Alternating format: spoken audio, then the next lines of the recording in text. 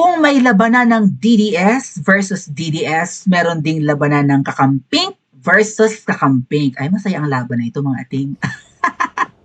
Kung naglalaban ang mga Duterte supporters against another sets of Duterte supporters, naglalaban din po ang mga Kakamping. Which is nice, painit ang laban, maganda ang laban ngayon. Although nakakatakot ang taong ito, well, let's find joy sa mga ganitong clash, mga kababayan, no? Matira ang matibay, matira ang matino. Tama? Eto po, nagparinig si Rowena Guanzon laban kay Madam Risa na kasi ngayong buwan ay, di ba, Festival of Santo Niño everywhere. Meron yata in Tondo, meron in Cebu, right? Meron ba in Iloilo? Meron in Western Visayas, in Aklan, ganyan, Kalibo Aklan. Marami ati-atihan, right? Ati-Atihan Festival at the same time, Santo Niño rin yon, right? Yung kanilang patron saint ng ngayong January mga festivities. So, I think sa interview ito ni Rowena Guanzon kay Aiko Melendez, ay nakaka-amaze naman si Rowena Guanzon, to be fair with her. She's bright. And I hope hindi siya magbago, no? Na kumbaga yung essence ng pagsasalita ni Rowena Guanzon is may edad na siya, ginagawa na lang niya yung pwede niyang magawa para yung susunod na generation ay magmana ng maayos na Philippine government. To that effect. Kaya siya bumabatikos. Besides, anti-Marcos naman talaga yung angka nila ever since. Tama? And natutuwa nga yung mga DDS sa kanya kasi siya yung consistent sa mga pinklawan or sa mga dilawan na nagpalit ng kulay, naging pink. Nung 2022, nung kandidatura ni BFF Lenico, ay ang mga kakamping or ang dilaw na nagpalit ng kulay ay anti-Marcos lahat. Bakit ngayon, iisa na lang yata ang anti-Marcos sa pinklawan? And that's Rowena Guanzon. Right?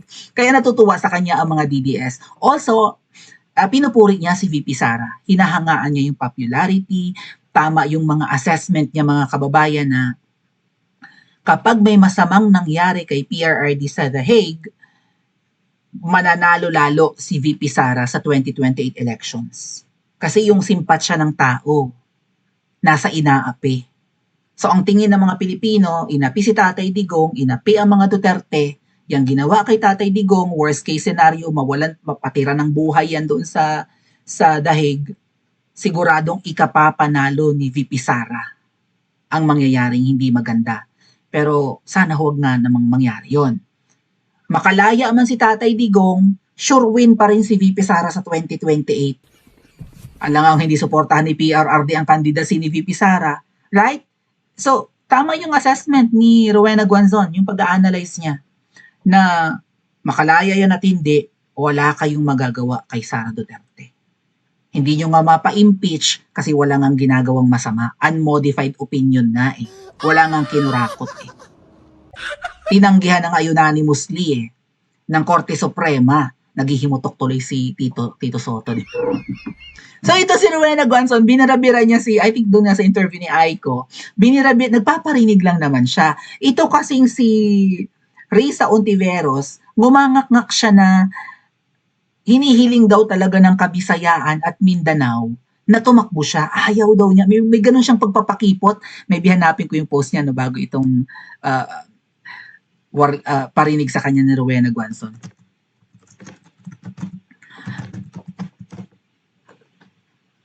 Hold on, hanap tayo ng post na patungkol dun. Ayaw ko talaga, kaya lang ang lakas ng request. Sabi niyang ganun ha. Ito mga kababayan. Asaan ka dyan? Naniniwala si Senator Risa Ontiveros na kaya pa rin umanong talunin. What? Kaya pa rin umanong talunin si Vice President Sara Duterte sa pagkapresidente sa taong 2028 kahit gaano pa ito kalakas ngayon. Hindi niya unbothered talaga si VP. Walang ginagawa. Ang sama-sama ng loob nila kasi nakakaalis ng bansa lagi si VP Sara. Right? Biyahe daw ng biyahe. Ano magagawa nyo? Pinakulong ni Iwi yung tatay. Kailangan nila magsalitan.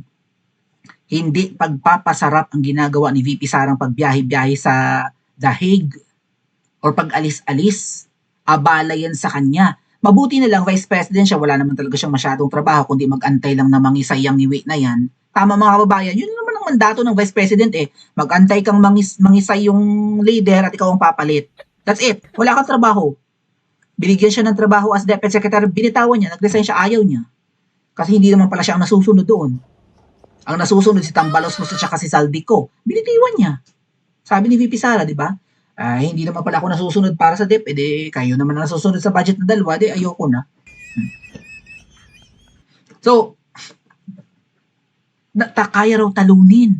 Aniya, ni Ontiveros, any candidate can be defeated. So even VP Sara, as strong as she is today, as a candidate for 2028, she can be defeated. Sabi niya, yun yung kanyang bagong opinion, latest, no? Open daw siya sa pagtakbo. Yan. Naniniwalang kaya niyang talunin ikaw, kaya mong magdasal ka ng bonggang-bongga sa Santo Niño. Di ba?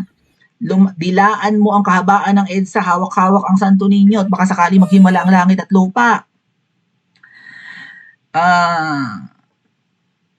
Okay, hold on. Why Risa Ontiveros will not become president of the Philippines? May ganung article. Bakit hindi ka magiging Pangulo ng Pilipinas? Wala naman nakakatuwa sa'yo eh. Maldita ka nga eh. Ikaw yung tawag dyan, tama ba mga kababayan? Siya yung typical na example ng wolf in sheep's clothing. Yung nagbabanal-banala, naghihinahunan, nagde-demure-demure, pero alam mo namang monya. Tama? Nasaan yung sinasabi niyang hinihiling daw talaga siya na to. What? Anyway. Bumili ng asus! May mga ganung kadramahan. Meron siyang sinabi mga kababayan na wala daw siyang kinalaman sa corruption sa PhilHealth. Well, talaga ba? Tapos iyan nga, binabarabala pala niya yung sino ba to? Yung Chinese ambassador? Hindi, ito yung latest niya eh. Open siya sa pagtakbo Pangulo. Kung siya ang pipiliin ng opposition, the heck? Anyway, balikan natin yung sinabi ni Quanzon bago ako mag-react dito sa ni Risa sa kanyang pangarap, no. Basta ang sinabi niya, apakalakas daw kasi talaga ng hiling ng mga taga Bisaya at taga Mindanao na siya ay tumakbo. Ako na magsasabi sa iyo, Madam Risa, Senator Risa, ang chance mo para manalo against VP Sara is ang dayain ng Miro ang eleksyon. So katakot-takot na paghimod at pagdilap sa kipay ng babaeng ahas ang gagawin mo. Kaya ka ba nanalo? Kasi nakakapagtaka ba't nanalo ito noong 2022 mga kababayan eh. Kahit 2022 siya nanalo. Number yata siya, rank 12 or rank 11. Nasa hangganan, di ba 12 senators lang ang dapat manalo. Nasa kulelat part siya eh. Katakataka ba't nakalusot to eh. Right? So, kung nakalusot dahil sa hocus-pocus, si Madam Risa noong 2022, hindi kaya makalusot yan sa hocus-pocus sa 2028? Kung nagawan niya ng paraan, kung nagawan niya ng paraan na nakalusot siya noon sa Senate noong 2022, hindi kaya magawan din niya ng paraan ang 2028? Gustong-gusto niyang maging standard bearer, no? Ng oposisyon or something. Gusto niyang tumakbo against VP Sara. Ang tanong, pipiliin ka ng babaeng ahas? Ang napupusuan nila mukhang si John Vic, hindi ikaw. So tatakbo ka against VP Sara and John Vic? Or tatalunin mo si John Vic para kayong dalawa ni VP Sara ang maglaban? Kasi parang mga kababayan, no? Neck in neck or something? Head to head na laban, parang ganon. Parang ang pinakamagandang labanan at baka ganun ang maging diskarte, di ba? VP Sara against a single popular and candidate of the United Opposition. Magkukoalisyon yung mga yan or something-something eh. Hindi pwedeng watak-watak sila against sa Duterte. Alam nilang mas maliit ang chance nila. Di ba? Di ba ang ginawa nga noong 2022, nagsama-sama sina Isko, sina Lenny, sina Panfilo Lacson, one united opposition laban sa unit team. Ang nanalo pa rin unit team. Nagsama-sama na sila. Ha? Walang nagawa. Kasi ayaw yata magpailalim ni BFF Lenny sa coalition na yun or whatever. Pati sina Pacquiao mukhang nagsama-sama nun, di ba? Para malabanan si VP Sara. Hindi nila, or ang unit team kasama si Ngiwe. So most probably mga kababayan, gugustuhin ni Risa Ontiveros na siya yung, di ba? Yung panlaban. Nag-iisang panlaban kay VP Sara. Neck in neck or whatever anong tawag dyan. Oh. Hindi dapat watak-watak ang opposition kung gusto nila talagang manalo. If there is Raffy Tulfo or Erwin Tulfo, and then there's John Vic, and then there's Risa, who else? Sino pa yung, maybe Pacquiao ulit? Maybe, yung anak ni Tito Soto? Ni Vic Soto? Sino ba yun? Vic Soto, right? Yung sa Pasig? Vico. Baka si Vico tumakbo rin. Kung napakaraming maglalaban, lilit ang chance mo, Madam Risa. So dapat ikaw lang ang panlaban against VP Sara. Baka may chance ka with the help, of course, of Miro. Paano yan? Parang napupusuan nila si John Vic at hindi ikaw. O pinaparinggan ka pa ngayon ni Madam Rowena Guanzon. Yung iba dyan, si Simba-Simba lang, pakitang tao, hawak-hawak ng Santo Niño, di ba? Nakakahiya. Oh my God. Kakamping sa kakamping ang labanan. Kung ako mahihiya talaga ako sa inyo, sayaw-sayaw nyo ang Santo Niño, buti na lang hindi kayo sinapak ng Santo Niño. Right? Puwera gaba. No? Hoy, mga Catholics, kung talagang, di ba, banal para sa atin ang young version ni Jesus Christ, and that's the saint, the Niño, right? The baby saint or whatever. Niños Innocentes, yun ba yun? Pinanggalingan. Oh. Kung talagang banal ba, tinahawakan ng mga alagad ng kadiliman or what? Talaga bang ang Catholic Church ay nababalot na ng kadiliman? Or pinamumugaran na ng kadiliman? Kasi at least may mangilan-ngilan ngayon na pari at obispo na umiimik against Marcos administration. Hindi na makapagpigil right? Hindi ba nila pangalanan, pero alam ng mga leader ng simbahan na ito ang pinakamatinding corruption sa kasaysayan ng Pilipinas. Pang Guinness Book of Records. Tapos ang pagyayabang pa ni Auntie Claire. At least ngayon, hindi nagawa ito sa ibang administrasyon. Ngayon talagang isinisiwalat ang korupsyon ng mga ghost projects. Ngayon talaga sa administrasyon ni Ngiwi. Si Auntie Claire, alam niyo na si Auntie Claire, di ba magaling din mag-twist ng kwento at narrative. Hindi pa ito nangyayari sa kahit kaninong administrasyon na may nagsusoli ng mga kickbacks. Di ba ganun ang tono ni Auntie Claire? Sa administrasyon lang ang galing-galing talaga ni Marcos Jr. Kasi napapasoli niya yung iba ng mga ninakaw. Kung barya-barya lang ang sinusoli, anong kwenta? Trilyon ang ninakaw, mga kababayan. What's 300 million? Right? Ano ang halaga ng 300 million sa trilyon na ninakaw? So, putal, barya, breadcrumbs ang naisasoli kung meron man. Baka nga drama lang yung soli para hindi ka lang siguro, di ba, resbakan. Magsusoli ka. Right? Sa takot mo siguro na balikan ka. Or maybe sila rin yan, pakana lang nila. Para kunwari may nagsoli lang. Para kunwari may achievement. Para kunwari may balls at may kamay na bakal din yung Ngiwi na sakitin. Na mukhang nagkukunwari lang yan na may sakit. Baka nagda-diet nga lang talaga yan dahil nga mayat maya na ang mga rallies. Para maawa naman ng mga tao sa kanya. Right? Or baka kinakarma na malay natin. Alam mo, Madam Risa yung mga paggamit-gamit sa mga santo, poon, anito, baka gabaan ka niyan. Kinagamit mo yung mga religious relics and items for your pagpapakabanal at pagpapakasanta or pagpapakatino. Pero ang ginagawa mo naman gusto mo pang ipagtayo ng dambana yung Kian de los Santos, yung namatay sa war on drugs si Tatay Digong. Gusto mong gawing santo, right? May mga pa-museum pa kayo ng mga biktima ng war on drugs. Pero wala kayong pakialam dun sa mga sa 44 or kung sino-sino pang mga pulis na nagkandamatay sa war on drugs dahil kakahabol sa mga adik. Ang kinakampihan ni Risa, yung mga adik, hindi yung mga pulis na nagbuwis din ng buhay.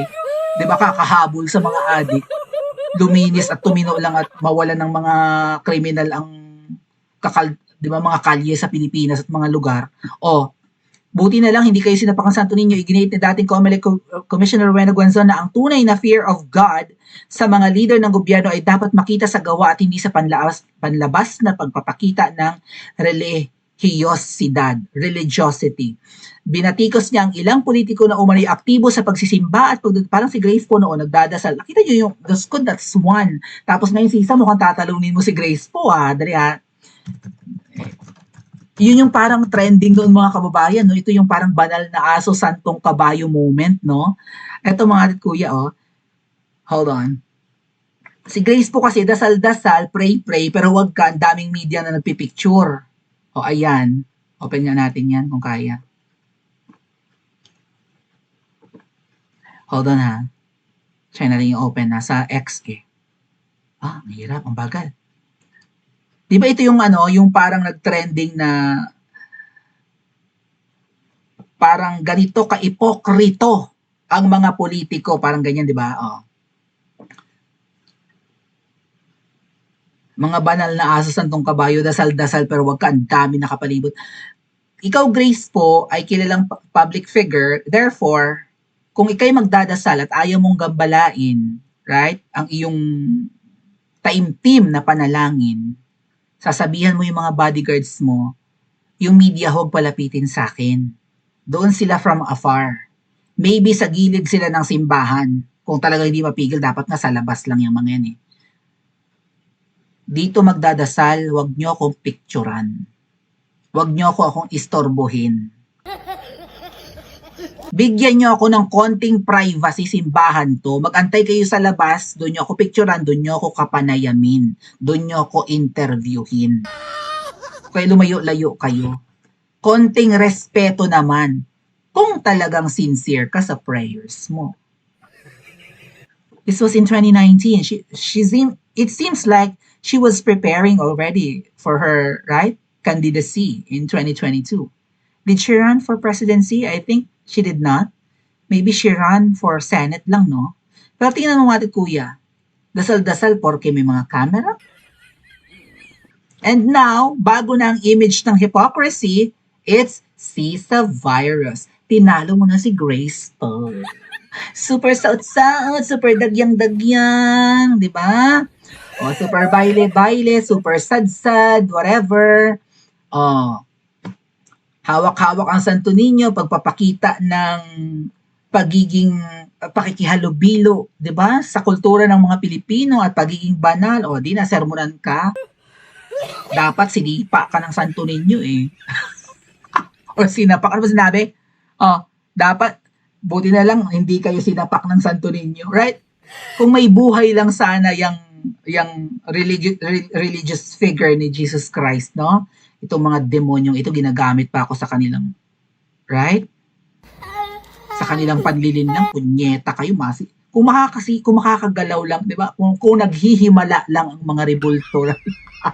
Tama ba? Ano ang sagot mo dito, Rowena Guanzon? Huwag mong sabihin titiklop ka kay Mama Bing. Tama, mga kababayan. Ano sabi ng mga netizens dito? It's giving honor and glory and nothing wrong with that. Kulang sa may kakampi si Madam Sisa. Dami na issue na binabato kay Senator Ontiveros na mali. Please do Google fact that Senator Risa has been trusted and worthy for what the heck? Mukhang maraming supporters si Madam Risa. Inggit kayo, sabi. Ngayon balikan ko yung handang tumakbo sa pagkapangulo raw siya. Ang pakiramdam ko, mga kababayan, kaya may mga nag-aambisyong tumakbo against VP Sara, or not just to fight the Vice President in 2028. Kaya may tumatakbo for presidential position in 2028 or may nagbabalak. Kasi alam nilang bumabaha ng pera. Again, may mga mayayaman, oligarchs, business groups, 'di ba, businessmen na willing tumaya sa lahat ng candidate. Kasi 'di ba gano'n yung mga sugarol? Tayaan mo lahat para siguradong winner ka. Or tumaya ka, huwag sa isang manok lang. Dahil kapag natalo 'yan, uuwi kang luhaan. Right? Ganyan ang mentality ng mga sabongero. Or maybe sa mga magagaling sumugal. Or maybe sa mga kingmakers and whoever they are. Like yung mga gusto ng, or maybe gusto nila yung business nila mag-prosper kapag iba ang umupo, right? So kung sino man ang umupo sa mga yan, kung may utang na loob silang lahat sa akin, 'di ba? Kung bibigyan ko sila ng say 50 million or 100 million each, kahit sino ang manalo sa kanila, may tatanawin silang utang na loob sa akin at hindi nila bubulabugin ang negosyo ko or whatever. Tama? Hindi nila ako makikita as kaaway. Kaya nga sabi mga ate at kuya, nung si Ngiwi ay tumakbo, bumabaha ang pera sa headquarters. Kasi nga sikretong manok pala si Ngiwi ng oligarchs at ng mga dilaw. Tumataya pala ang mga dilawan kay Ngiwi, at the same time, tumataya din sila kay BFF Lenny. Akala ni BFF Lenny, siya lang ang manok ng kakampings. Yung pala si Ngiwi Jr. At alam nila yan. Tama ba mga ate at kuya, ang mga tumatakbo sa pagkapangulo, lalo na kung kurakot din lang naman, ay for the money lang. Matalo, manalo, babaha ang pera sa kanila. Tama ba? Pa-comment niya po sa comment section at panoorin ang susunod na video.